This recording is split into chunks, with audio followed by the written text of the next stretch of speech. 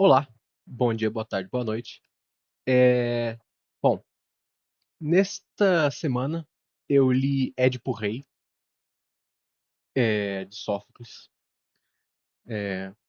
A história de Édipo, ela é muito conhecida por conta da psicanálise, por conta de Freud.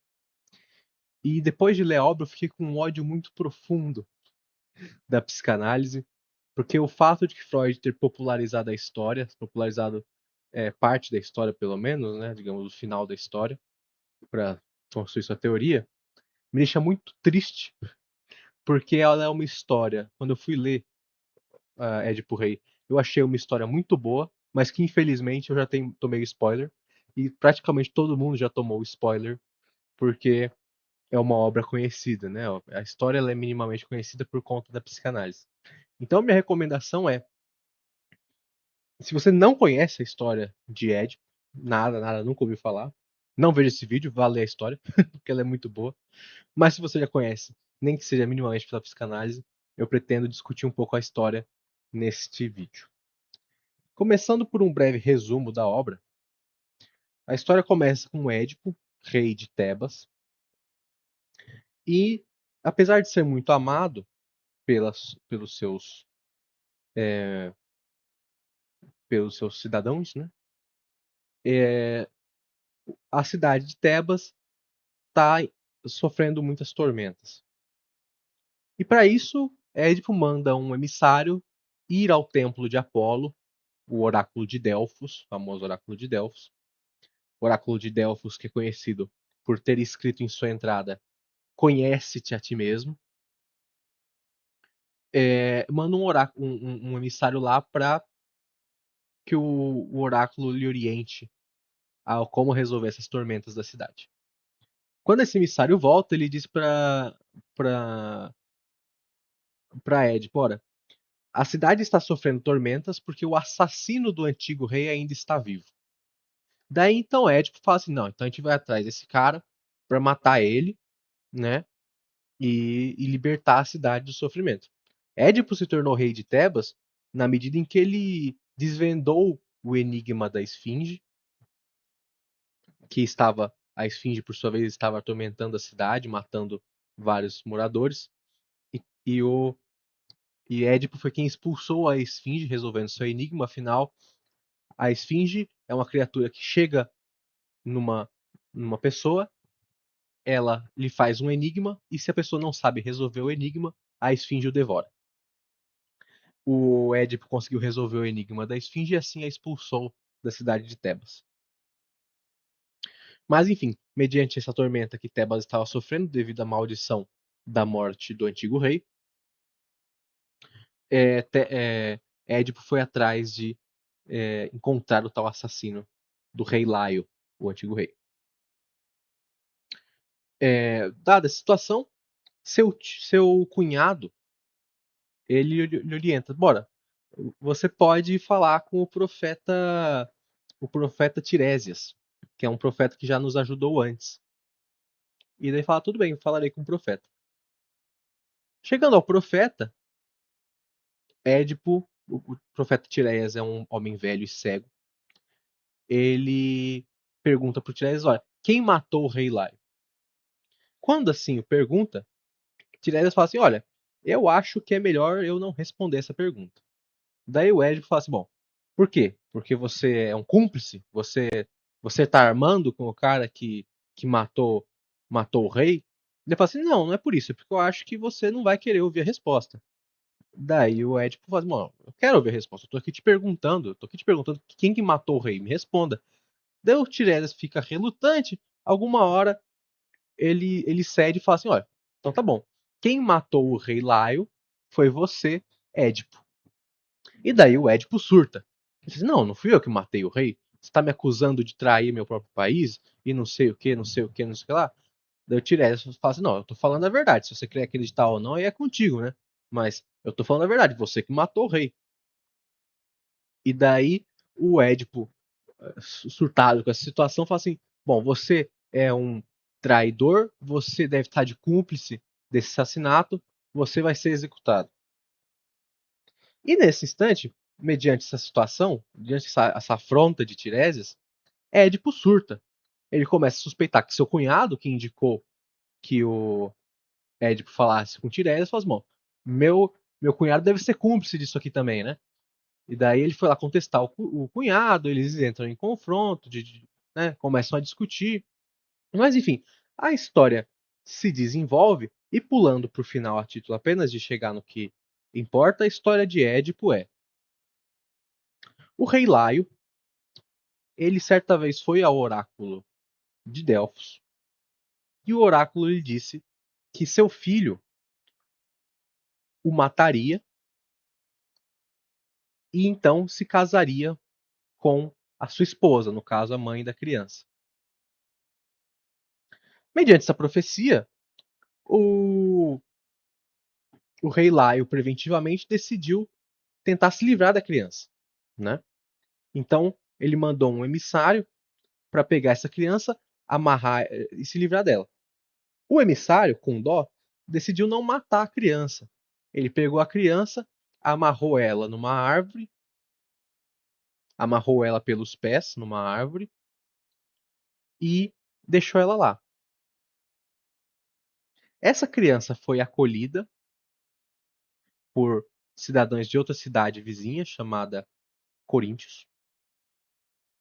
E estes que o adotaram o chamaram de Édipo. Édipo significa em grego pés inchados. Né? Como ele ficou de pendurado pelos pés, seus pés incharam. Então a criança foi batizada de Édipo. Édipo, quando cresceu, teve uma profecia de que ele mataria seu pai e se casaria com sua mãe. Édipo, por sua vez, para evitar que essa profecia se realizasse, decidiu ir embora de Coríntios e foi em direção a Tebas. Nesta jornada, Édipo atacou uma caravana que era de um senhor e alguns servos, e ele os matou. Somente um servo sobreviveu. Ocorre que este senhor desta caravana era Laio, o rei de Tebas. Enfim, chegando em Tebas, Édipo se deparou com aquela situação da esfinge atormentando a cidade. Ele resolve o enigma da esfinge e então ele, ao libertar a cidade desse monstro, ele é elencado ao posto de rei de Tebas. Ele se casa com Jocasta, sua mãe, e assim ele fecha o ciclo da profecia. A profecia de Laio e a profecia de Édipo se realizam na medida que, para fugir da profecia que lhe foi feita, Édipo mata Laio, que era seu pai, mas ele não sabia, e se casa com Jocasta, que era sua mãe, mas ele não sabia. Isso tudo é revelado por aquele servo que sobreviveu da caravana do rei Laio. Quando isso acontece, quando todo mundo se dá conta disso, Jocasta, a mãe e esposa de Édipo, se mata, enforcada, e Édipo, mediante isso, fura seus próprios olhos para não ter mais de ver tanta sofrimento. Édipo Rei é uma tragédia grega, nunca termina em felicidade essas tragédias gregas, mas eu queria linkar alguns pontos de debate, novamente, como sempre, para convidar as discussões que daí advém. Primeiramente, os pontos principais para a psicanálise dessa tragédia. Porque, como eu falei, essa é uma tragédia muito conhecida pelo por conta da psicanálise, por conta de Freud. Eu percebo que para a psicanálise tem dois pontos dessa história que é, mais chamam a atenção, pelo menos para Freud. Primeiro é que é a recusa do próprio desejo. Tendo o desejo como essa fonte do nosso destino, né? O desejo seria o que nos move ao nosso destino, aos nossos fazeres. Édipo recusa o seu desejo na medida em que ele se recusa a acreditar que ele deseja sua mãe e que ele matou seu pai. Não à toa o complexo de Édipo é essa ideia de que todo ser humano tem um desejo interno por sua mãe, uma rivalidade com sua figura paterna, e mas a gente recalca, a gente nega esses nossos desejos e sentimentos mais profundos. Essa é a tese da psicanálise sobre o complexo de Édipo. E a outra questão que me aparenta importante para a psicanálise é a recusa do conhecer-se, né? Que é muito próxima dessa primeira. O Freud ele pega mais essa questão do desejo pela mãe, da rivalidade com a figura paterna, mas a ponto central é a recusa do conhecer-se. Isso é evidente para qualquer clínico, né? Qualquer médico, psicólogo, etc. Está acostumado com seus pacientes recusando as falas dos seus, as falas que eles os dizem, né? Então a gente vai num psicólogo, vai num médico tentando encontrar respostas, da mesma forma que Édipo foi a Tiresias buscar respostas sobre os seus problemas. Mas quando essas respostas contradizem o que nós queremos, nós recusamos essas respostas, né? Então se eu vou num pneumologista e ele fala que eu devo parar de fumar para ter uma saúde melhor, eu assim recuso. Da mesma forma que alguém que vai a um psicanalista, e esse psicanalista diz que essa pessoa tem um desejo recalcado pela figura materna, essa pessoa tende a recusar essa resposta, né? Tende a recusar essa conclusão do analista, do psicólogo, etc.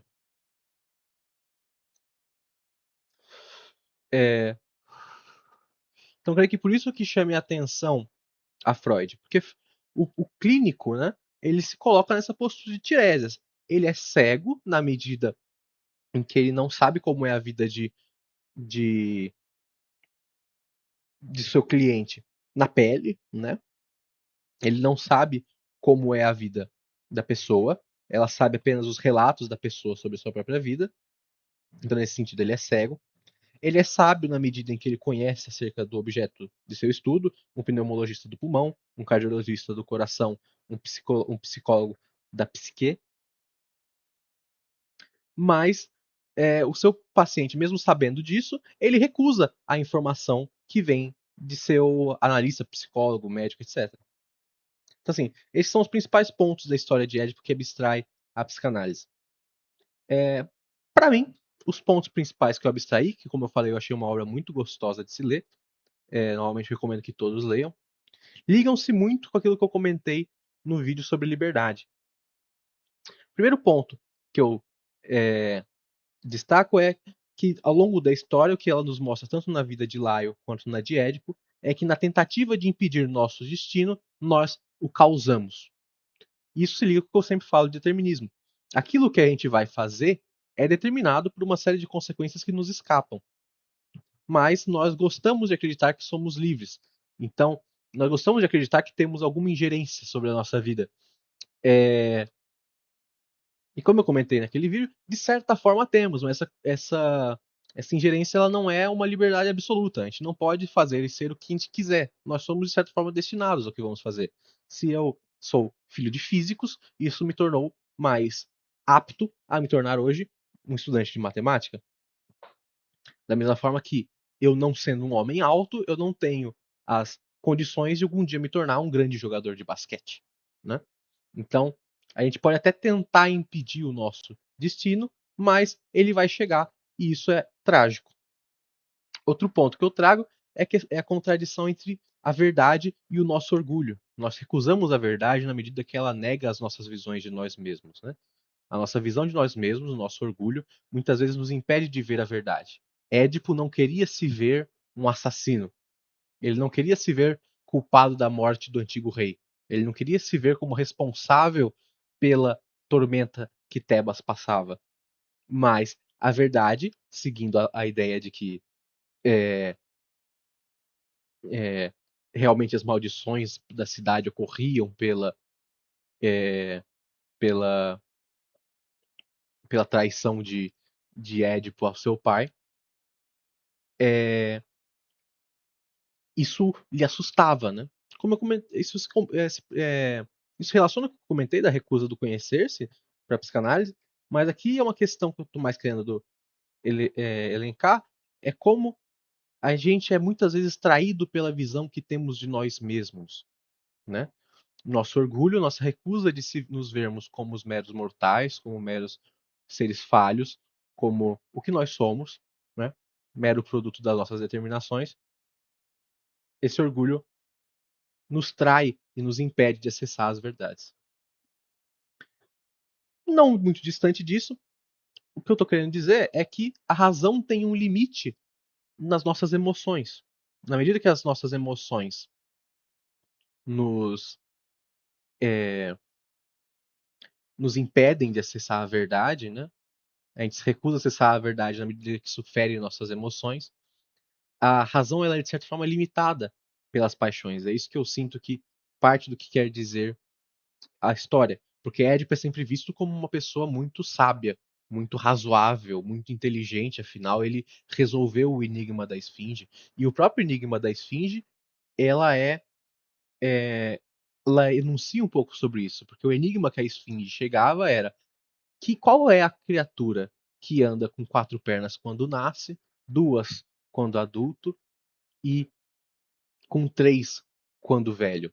Esse é o enigma da esfinge, e Édipo muito sabiamente responde: o homem, pois o homem bebê engatinha com 4 pernas, adulto anda com 2 e idoso anda com 3, que seria as 2 pernas e a bengala, né? Então, é, evidentemente não é um enigma muito difícil, mas é, a resposta ser o ser humano diz um pouco sobre o tom da obra. O tom da obra é sobre essa tragédia humana, nosso orgulho nos impedindo de acessar a verdade. E eu acho que essa é parte da tragédia humana. Eu acho que acessar a verdade, como eu já comentei no vídeo sobre liberdade, é, é uma é uma necessidade nossa. Nós queremos conhecer as coisas, né? Ao longo da história, o ser humano se desenvolveu conhecendo as coisas, nós fizemos o fogo, nós estudamos os astros, a formação do universo. Por que a gente estuda a formação do universo? No que isso nos afeta? Isso já aconteceu há muitos, muitos, muitos bilhões de anos, mas ainda assim nós gostamos de estudar e tentar entender isso, porque isso nos é caro esse nos encontrarmos no mundo, entendemos a nossa posição mediante o mundo. Mas quando nós fazemos isso, nós nos esbarramos nas fantasias que nós temos acerca das nossas visões sobre o mundo, e isso é trágico. Essa é a tragédia humana, essa questão da gente estar sempre tentando alcançar a verdade e nunca conseguindo completamente. Como eu já comentei em outros vídeos, eu acho que é sempre possível chegar mais perto da verdade, mesmo que a gente nunca alcance e segure com as nossas mãos, justamente por essa limitação do nosso orgulho, essa limitação do fato de sermos humanos e sermos falhos. A gente tem essa tragédia de buscar a verdade e não conseguir. Ainda assim, nós continuamos, porque, enfim, isso é a vida. Espero ter conseguido evocar boas discussões, boas ideias acerca dessa obra. Recomendo novamente que todos leiam. Gostaria de ouvir a visão sobre vocês sobre essa obra, sobre essas ideias, sobre psicanálise também. Acho que eu acabei comentando, então faz parte. Mas é isso. Muito obrigado.